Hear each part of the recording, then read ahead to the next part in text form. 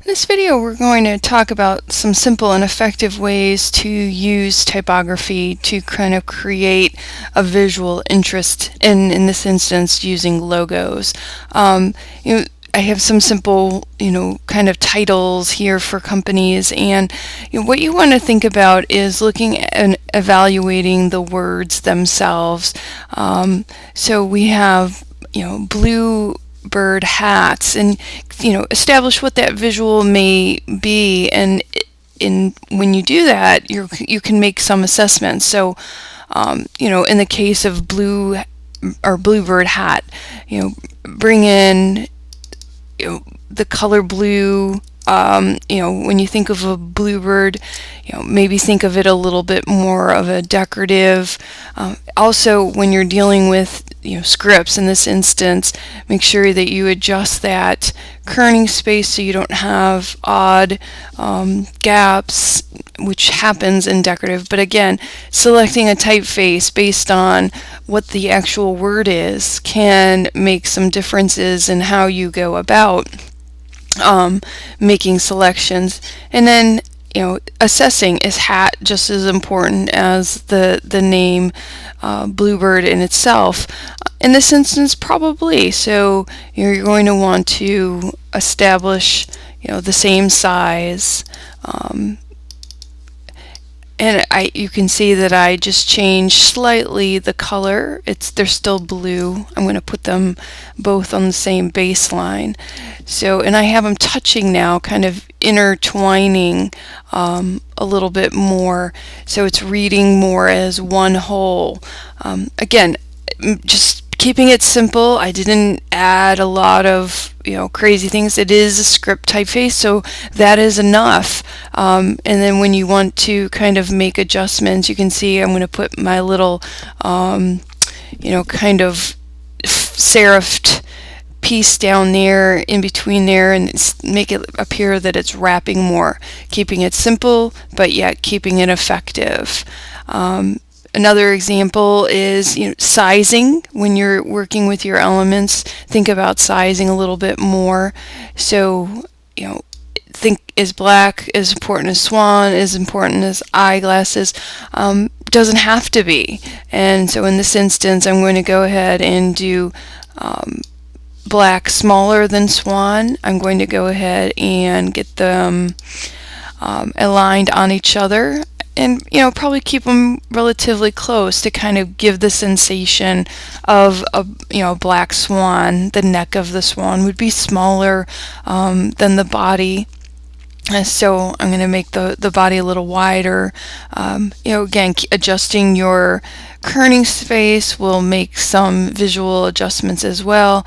And then adding in eyeglasses. You'll notice that I use the same typeface, and I will zoom in a little bit more so you can see that I stroked the actual black swan with the same color that I used in eyeglasses. Now, for those of you that know me, I'm not a huge fan of stroking, but there's always a way to use it to make things kind of come together and adjust a little bit more.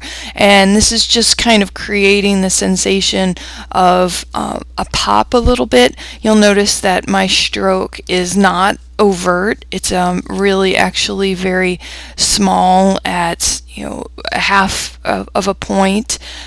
It's not extreme by any measure. And I've talked previously about being able to understand the rules so you can break the rules, and stroking is a breaking of the rule. It is not something that you go to first. And I kind of established the design, and then I stroked it. Again, going in and maybe making some additional kerning adjustments, maybe in order, just to kind of evaluate the letter spacing between each other to kind of help things out. But I kept it simple because I'm using the same typeface. I just used it in a variety of ways, and I used space to aid in that. And then I finally, just to give the consistency and marrying the two elements together, I went ahead and stroked it a little bit. But again, a simple kind of concept, without trying to kind of create too much craziness in the actual logo. Thinking about something such as, sticking with sans serifs, understanding where the lines of your letter forms kind of end and where they can begin. So you can see here I have a lowercase. I did some adjustments to kerning, probably need a little bit more so here in, to kind of equal that out in comparison to the other letter forms, but trying to kind of establish that I have the same typeface used 3 times in 3 different ways. I didn't need to add in an additional typeface. Maybe where I have my descenders are crossing over with the tops of my letters in my word below.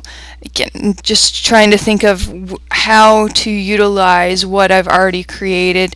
You'll notice that I aligned the text below based on the elements above, and then spacing. I have this tight here, I have this a little looser here.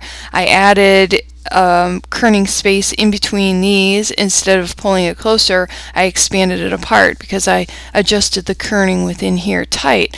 But not really doing anything dramatic, especially sticking with the same typeface, makes things even more optimal for success. And then playing with the various changes that you can make within a typeface.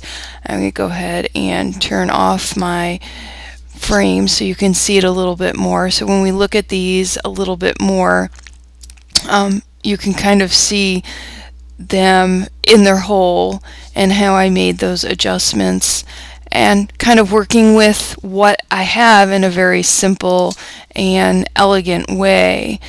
And think about words too in a variety of ways. I did some different techniques. I'll zoom in a little bit so you can see that. To the text itself, may have to work with that, adjust that a little bit more to kind of get down the visual that I'm looking for, but keeping it simple. So here I have goldfinch and then gown, maybe stacking it below. Depends on what kind of height you want to create. Again, you can stack them side by side because they're 2 different colors and 2 different words, although the same typeface. I can actually put them closer and have the kerning space between the 2 words be the same as the space between the letter forms, and kind of create a different visual. Don't neglect your all caps, don't neglect your small caps, don't neglect the use of all lowercase in combination with all uppercase, and didn't use multiple typefaces in either of these. I kept it simple, and I tried to keep it as efficient as possible to achieve an outcome that would be engaging, and that is the optimal. And that's why it's important to do multiple versions of all the designs you do to kind of build that visual and keep the user engaged.